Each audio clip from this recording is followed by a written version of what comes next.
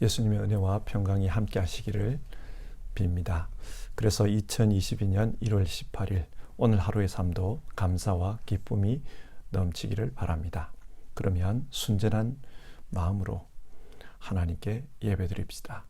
먼저 사도신경으로 우리의 신앙을 고백하겠습니다.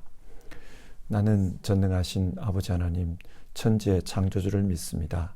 나는 그의 유일하신 아들 우리 주 예수 그리스도를 믿습니다. 그는 성령으로 잉태되어 동정녀 마리아에게서 나시고 본디오 빌라도에게 고난을 받아 십자가에 못 박혀 죽으시고 장사된 지 사흘 만에 죽은 자 가운데서 다시 살아나셨으며 하늘에 오르시어 전능하신 아버지 하나님 우편에 앉아 계시다가 거기로부터 살아있는 자와 죽은 자를 심판하러 오십니다. 나는 성령을 믿으며 거룩한 공교회와 성도의 교제와 죄를 용서받는 것과 몸의 부활과 영생을 믿습니다. 아멘. 오늘 살펴볼 하나님의 말씀은 출애굽기 1장부터 3장까지의 말씀입니다. 그리고 이 시간 읽을 말씀은 출애굽기 3장 7절에서 12절의 말씀입니다. 주어진 말씀을 받들어 읽겠습니다. 주님께서 다시 말씀하셨다. 나는 이집트에 있는 나의 백성이 고통받는 것을 똑똑히 보았고 또 억압 때문에 괴로워서 부르짖는 소리를 들었다. 그러므로 나는 그들의 고난을 분명히 안다. 이제 내가 내려가서 이집트 사람의 손아귀에서 그들을 구하여 이 땅으로부터 저 아름답고 넓은 땅, 젖과 꿀이 흐르는 땅, 곧 가나안 사람과 헷 사람과 아모리 사람과 브리스 사람과 히위 사람과 여부수 사람이 사는 곳으로 데려가려고 한다. 지금도 이스라엘 자손이 부르짖는 소리가 나에게 들린다. 이집트 사람들이 그들을 학대하는 것도 보인다. 이제 나는 너를 바로에게 보내어 나의 백성 이스라엘 자손을 이집트에서 이끌어내게 하겠다. 모세가 하나님께 아뢰었다.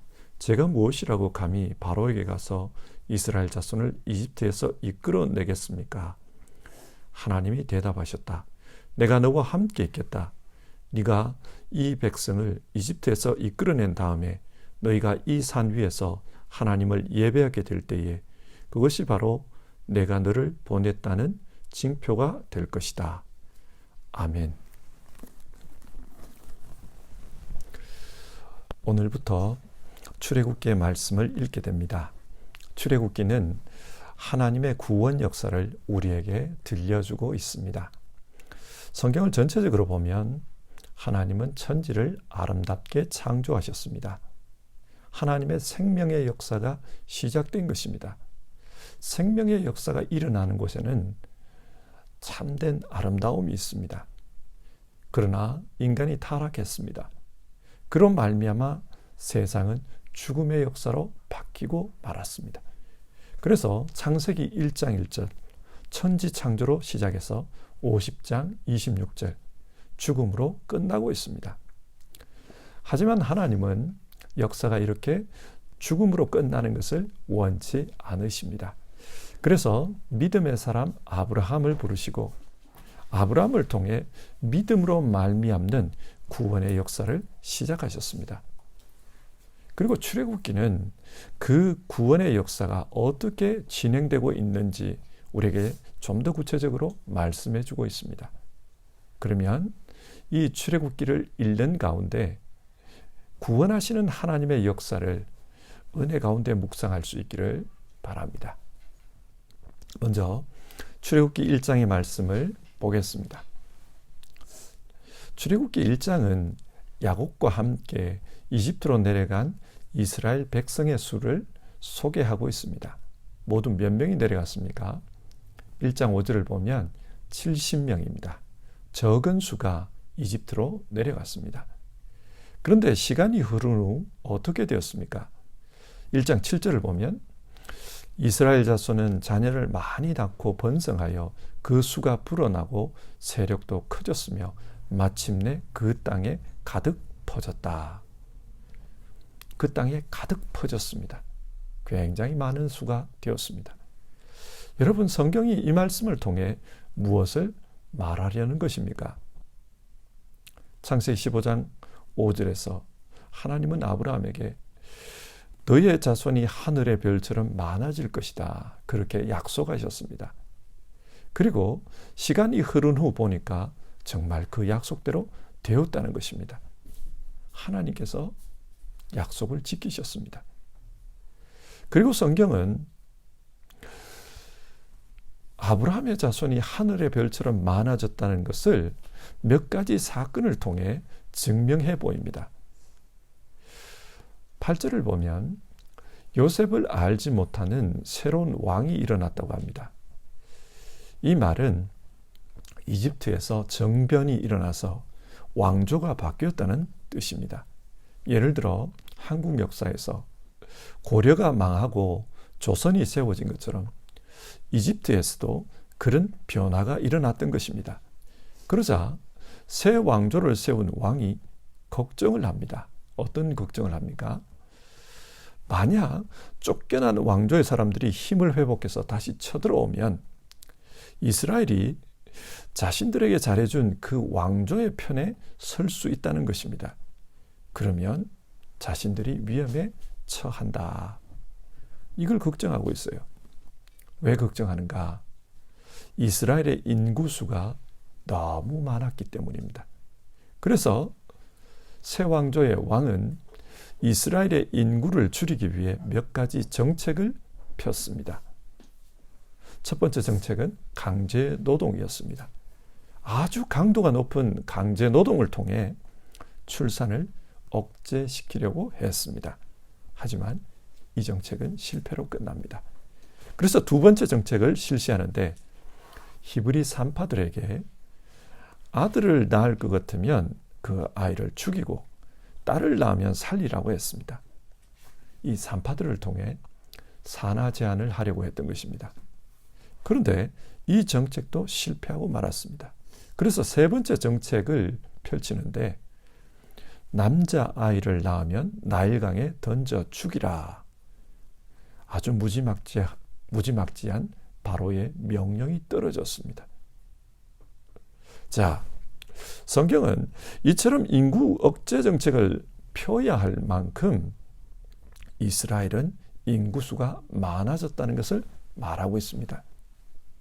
여러분, 출애굽기 1장은 이런 이야기를 통해 오늘 우리에게 무엇을 말해주고 있습니까?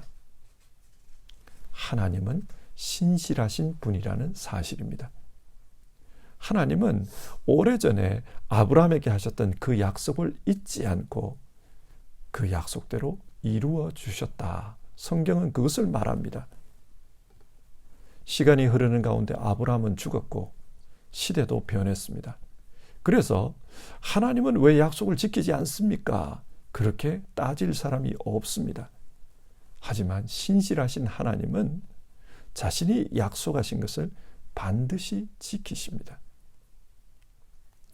우리는 성경을 믿습니다. 그리고 성경은 구약과 신약으로 구성되어 있습니다. 구약, 옛날 약속, 신약, 새로운 약속. 결국 신앙은 하나님의 약속을 믿는 것입니다. 신실하신 하나님께서 약속하신 것을 반드시 이루어 주신다. 그것을 믿는 것이 신앙입니다. 하나님은 우리에게 영생을 약속하셨습니다. 예수 그리스도를 믿고 그 믿음 안에서 사는 자에게 영생을 주시겠다 약속하셨습니다. 그 약속을 믿고 살아가는 것, 그것이 신앙입니다. 그러면 출애굽기 2장의 말씀을 보겠습니다. 출애굽기 2장은 모세의 출생과 망명생활에 대해서 말하고 있습니다. 바로가 남자아이가 태어나면 나일강에 던지라 그렇게 명령했던 때에 모세가 태어났습니다. 모세의 부모는 아이가 너무 예뻐서 석 달간 집에서 숨겨서 길렀다고 합니다. 그러나 더 이상 숨길 수가 없게 되자 갈대 상자를 만들어 아이를 거기에 담고 나일강에 띄어보냈습니다. 이 상황을 한번 생각해 보십시오. 아이를 자기 손으로 갈대 상자에 담아서 강물에 떠내려 보내는 부모의 심정이 어떠했겠습니까? 정말 가슴 아팠을 거예요. 하지만 사람으로서는 어떻게 해볼 도리가 없습니다. 바로의 명령을 어길 수가 없었기 때문입니다. 그래서 갈대로 만든 상자에 담아 강에 떠내려 보냈습니다. 이 갈대 상자를 히브리 성경으로 보면 테바라고 기록되어 있습니다. 테바. 성경에는 이 단어가 2번 나오는데 한 번은 출애굽기 2장 오늘 본문에 나오고 다른 한 번은 창세기의 노아 홍수 이야기에 나옵니다. 노아 홍수 이야기에서 방주가 나오잖아요. 그 방주로 번역된 말이 바로 테바입니다. 이 테바는 특징이 있습니다. 무엇입니까? 배를 운전하는 운전대가 없어요. 그래서 물이 흘러가는 대로 그대로 떠내려갈 수밖에 없는 구조입니다. 그러니까 노아의 방주도 모세의 갈대 상자도 결국은 하나님께서 운전해 가신다는 말입니다. 자, 그러면 하나님은 이 갈대 상자를 어디로 운전해 가십니까? 바로 그 시간에 나일강에 목욕하러 왔던 바로의 딸에게로 운전해 가십니다. 그래서 모세는 이집트 공주의 아들로 자라게 됩니다. 이를 통해서 모세는 하나님의 구원 역사를 이끌 사람으로 그렇게 준비가 되어집니다. 자, 하나님의 구원 역사를 준비하는 과정을 좀 더 보십시다. 하나님께서 어떻게 준비합니까? 모세가 어른이 되었습니다. 그리고 어느 날 건설 현장에 갔다가 그곳에서 이스라엘 사람이 이집트 관원에게 두들겨 맞는 것을 보았습니다. 이것을 본 모세가 화가 났어요. 그래서 아무도 모르게 그 이집트 관리를 쳐 죽였습니다. 어쩌면 이것이 이 당시 모세가 자기 민족을 사랑하는 방식이었을 겁니다. 그는 칼을 휘둘러 힘으로 자기 민족을 구원하는 일을 하려고 했습니다. 그러나 이런 방식은 얼마나 무기력한지 모릅니다. 얼마 후 모세가 사람을 죽였다는 것이 탄로가 났습니다. 그래서 바로가 이 이야기를 듣고 모세를 지명수배합니다. 죽여버리겠다는 거예요. 그래서 모세는 도망칠 수밖에 없었어요. 그래서 모세가 간 곳은 미디안 광야, 즉 이집트 국경 너머였습니다. 자, 이런 인간적인 방식의 구원은 자기보다 더 강한 무언가를 만나면 한없이 무너집니다. 한계가 금방 드러나요. 미디안 땅으로 간 모세는 시보라를 만나 그곳에 가정을 일굽니다. 그리고 둘 사이에서 태어난 아이에게 게르솜이라는 이름을 붙입니다. 내가 낯선 땅에서 나그네가 되었구나, 그런 뜻인데요.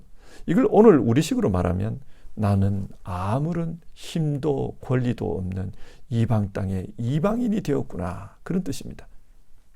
여러분, 성경이 무엇을 말씀합니까? 하나님은 자기 백성을 인도하시는 분입니다. 자기 사람을 인도해 가십니다. 모세를 어떻게 인도합니까? 처음에는 테바를 통해 공주의 아들로 자라도록 인도하십니다.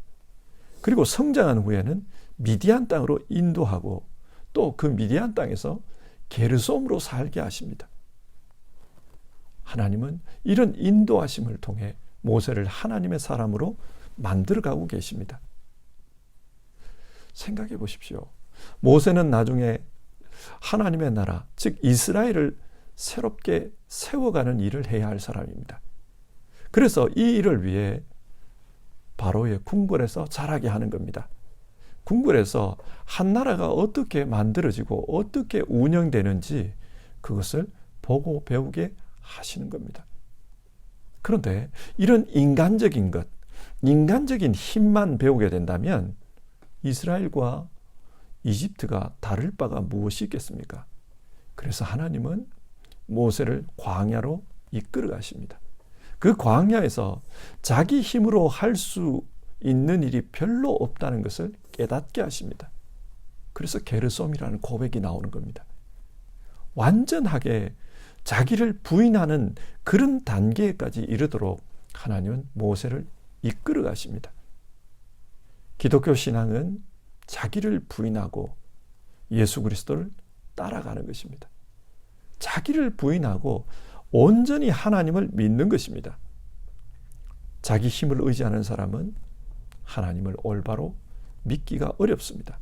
그래서 하나님은 철저하게 자기를 부인하는 그런 삶으로 모세를 인도해 가셨습니다. 자, 출애굽기 3장을 봅시다. 모세가 양을 치다가 어느 날 호렙산으로 가게 됩니다. 그리고 그곳에서 하나님을 만납니다. 불붙은 떨기나무 가운데서 하나님이 모세를 부르셨습니다. 모세야, 모세야. 모세를 부른 다음에 모세에게 사명을 주십니다. 7절인데요. 나는 이집트에 있는 나의 백성이 고통받는 것을 똑똑히 보았다. 그러면서 8절. 이제 내가 내려가서 이집트 사람의 손아귀에서 그들을 구하여 이 땅으로부터 저 아름답고 넓은 땅, 젖과 꿀이 흐르는 땅으로 데려가려고 한다. 모세의 사명은 이스라엘 백성을 젖과 꿀이 흐르는 땅으로 이끌어가는 것과 연관이 있습니다. 그런데 하나님께서 어떤 방식으로 이끌어가겠다고 하십니까? 10절을 보면요. 이제 나는 너를 바로에게 보내어 나의 백성 이스라엘 자손을 이집트에서 이끌어내게 하겠다. 이 부분을 유심히 보십시오. 8절에서 하나님은 내가 이스라엘 백성을 이끌어내겠다고 했어요. 그런데 이 10절에서는 모세 너를 보내어서 이스라엘 자손을 이끌어내겠다고 하십니다. 무슨 말입니까? 하나님은 하나님 자신의 일을 하시는데 사람을 통해서 일하십니다. 물론 천지창조처럼 하나님이 직접 일하시는 그런 경우도 있지만 많은 경우 우리가 살아가는 이 역사 속에서는 사람을 통해 일하십니다. 따라서 모세는 자기 인생을 통해서 하나님의 일을 해야 합니다. 자기 인생을 통해 하나님이 일하시도록 해야 합니다. 출애굽기 2장에서 하나님이 왜 모세를 자기를 부인하는 그런 자리에까지 이끌어 가셨는지를 알 수 있습니다. 자기를 부인하는 자만이 100% 하나님의 뜻을 드러내며 살 수 있기 때문입니다. 자기 뜻, 자기 신념이 강하면 하나님의 뜻을 드러내기 어렵습니다. 그래서 하나님은 모세를 광야로 불러내어 철저하게 낮추십니다. 자기를 부인하게 만드십니다. 그리고 철저하게 낮아지고 부인했을 때 그때 하나님의 일을 맡기십니다. 하나님이 자신에게 사명을 맡기자 모세는 그것이 이해가 되지 않았습니다. 그래서 하나님께 묻습니다. 당신은 누구십니까? 내게 말하고 있는 당신은 누구십니까? 그러자 하나님은 14절과 15절에서 하나님 자신이 어떤 분인지를 소개해 주십니다. 그리고 네가 해야 할 일은 이런 것이다. 아주 구체적으로 말씀해 주십니다. 여러분, 출애굽기 3장이 말하는 하나님은 어떤 분입니까? 하나님은 사람을 통해 자신의 역사를 이끌어 가시는 분입니다. 그래서 하나님은 사람을 준비시키고 또 그 사람을 부르십니다. 그리고 부르신 그 사람을 통해서 하나님 자신의 역사를 이루어 가십니다. 자, 오늘 말씀을 정리해 봅시다.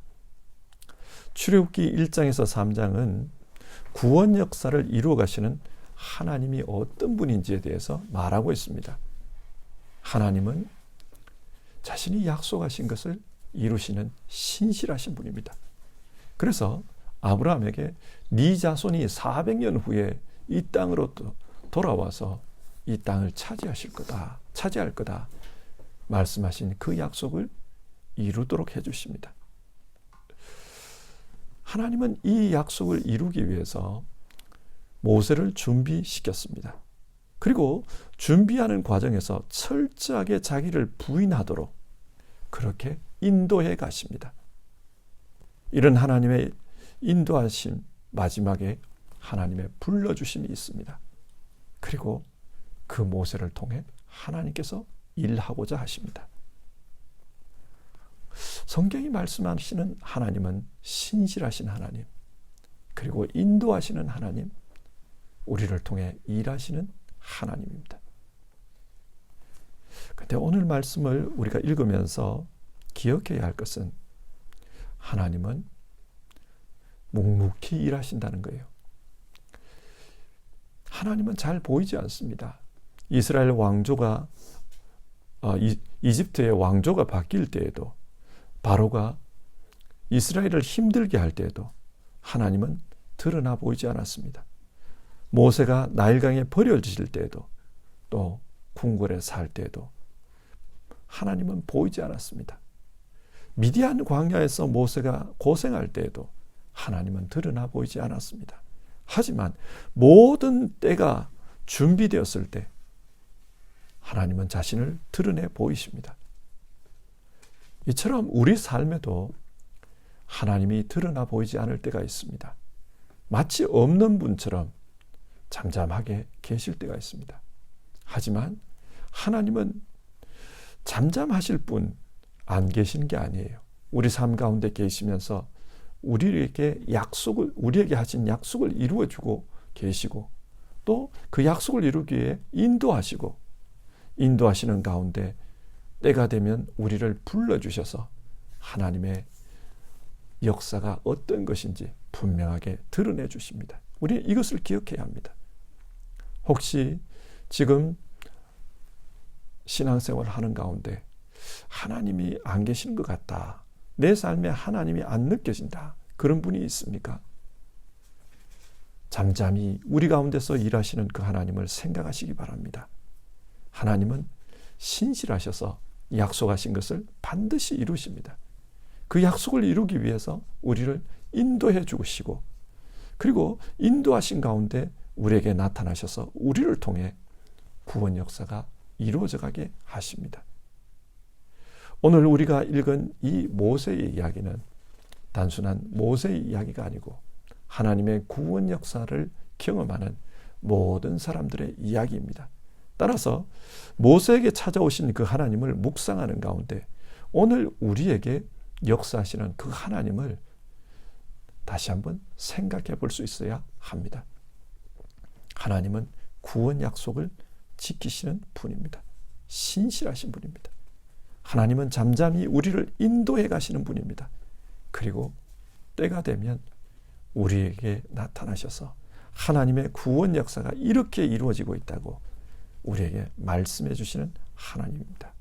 오늘 우리 삶 가운데 이 하나님을 묵상하면서 또 우리 가운데서 이 하나님을 찾으면서 그렇게 살아갑시다. 찬송가 384장입니다. 나의 갈 길 다가도록 우리 1절 부르고요. 같이 기도하는 시간 가지겠습니다.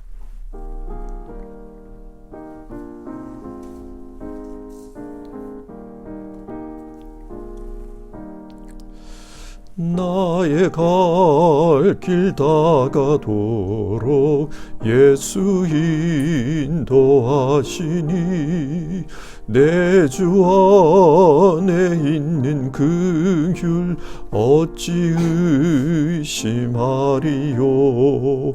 믿음으로 사는 자는 하늘 위로 받겠네. 무슨 일을 만나든지 만사 형통하리라. 무슨 일을 만나든지 만사 형통하리라. 우리 시간 같이 기도합시다. 오늘 성경이 말씀하시는 이 하나님은 모세의 하나님으로 끝나는 게 아닙니다. 오늘 우리의 하나님입니다. 하나님은 신실하신 분입니다. 그래서 하나님이 말씀하신 그 구원 약속을 반드시 이루어 주시는 분입니다. 하나님은 그 구원 약속을 이루기 위해서 우리를 인도해 주십니다. 그 구원에 합당한 사람으로 만들어 가시기 위해서 때로는 낮추시고 게르솜의 삶을 살게 하십니다. 철저히 자기를 부인해서 하나님이 드러나는 그런 사람이 되도록 인도해 가십니다. 우리 이 하나님을 믿으면서 우리 같이 기도합시다. 때가 되면 하나님께서 모든 구원 역사를 우리에게 드러내 보여주실 것입니다. 하나님, 오늘도 하나님의 그 일하심, 인도하심, 그것을 믿고 살아갈 수 있도록 도와주시옵소서. 주님 앞에서 신실하게 또 충성되게 살아가는 우리 모두 되게 하옵소서. 우리를 도와주시옵소서. 우리 같이 기도합시다.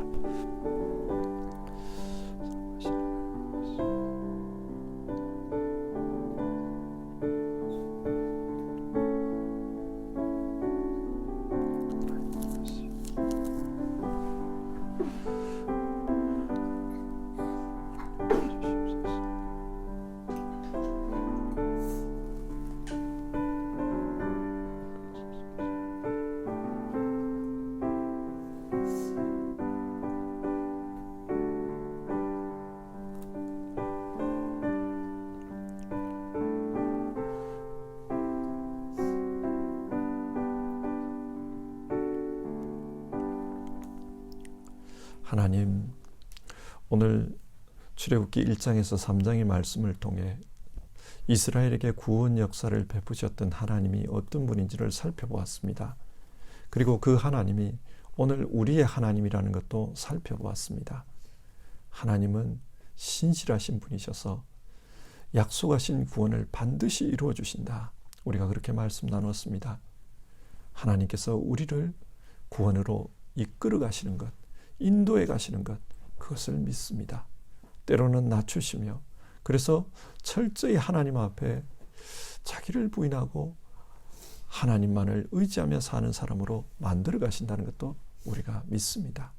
하나님, 우리 가운데 어려움이 있을 때에 하나님께서 우리를 낮추실 때에 인내할 수 있게 도와주시옵소서. 그리고 그 어려움 속에서도 신실함을 잃어버리지 않도록 도와주시옵소서.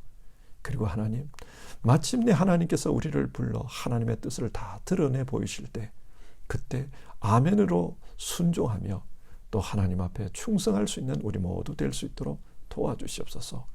오늘 하루도 우리의 신앙 역사를 이끌어 가시는 그 하나님을 믿고 살아가는 모든 성도님들, 하나님을 묵상하는 가운데, 하나님의 말씀을 묵상하는 가운데 하나님을 알게 하시고 그 하나님 앞에 인내하며 신실하게 충성되게 그렇게 응답하는 모든 분들 다 되게 하옵소서. 예수님의 이름으로 기도드립니다. 아멘. 주기도문으로 오늘 아침 예배를 마치겠습니다. 하늘에 계신 우리 아버지, 아버지의 이름을 거룩하게 하시며 아버지의 나라가 오게 하시며 아버지의 뜻이 하늘에서와 같이 땅에서도 이루어지게 하소서. 오늘 우리에게 일용할 양식을 주시고 우리가 우리에게 잘못한 사람을 용서하여 준 것 같이 우리 죄를 용서하여 주시고 우리를 시험에 빠지지 않게 하시고 악에서 구하소서. 나라와 권능과 영광이 영원히 아버지의 것입니다. 아멘.